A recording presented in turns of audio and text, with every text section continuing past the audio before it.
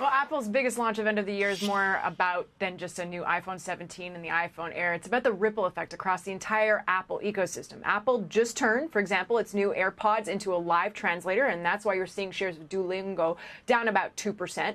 On the hardware side, Corning is worth watching. It makes the specialty glass used in iPhones as well as iPads. Then you've got Jabil that handles advanced manufacturing and packaging, and the list continues. Qorvo, Skyworks, Broadcom usually supply the radio frequency chips and connectivity components that keep Apple devices online.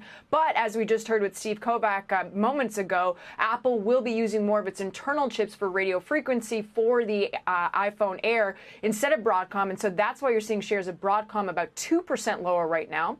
Qualcomm's role as well is shrinking, but we kind of know this. Apple launched its own C1 5G modem in the iPhone 16e a while ago, signaling the start of weaning off of Qualcomm's chips. Apple's modem licensing deal with Qualcomm expires in 2027, which means Qualcomm's presence in new iPhones will diminish rapidly, even though its chips still power the current lineup. Keep in mind, though, Qualcomm investors are very much aware of this dynamic, so it's most likely priced in, hence why you're only seeing shares down 0.5%.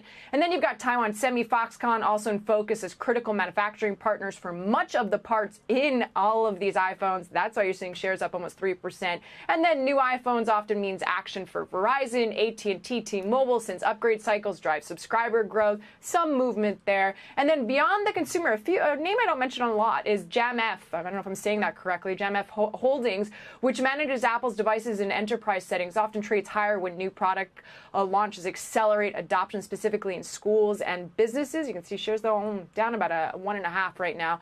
Apple, though, is the headliner, but the event is just so much more. It's a lot about the web of suppliers, partners, and competitors, all of which really are moving on once these announcements drops. Guys?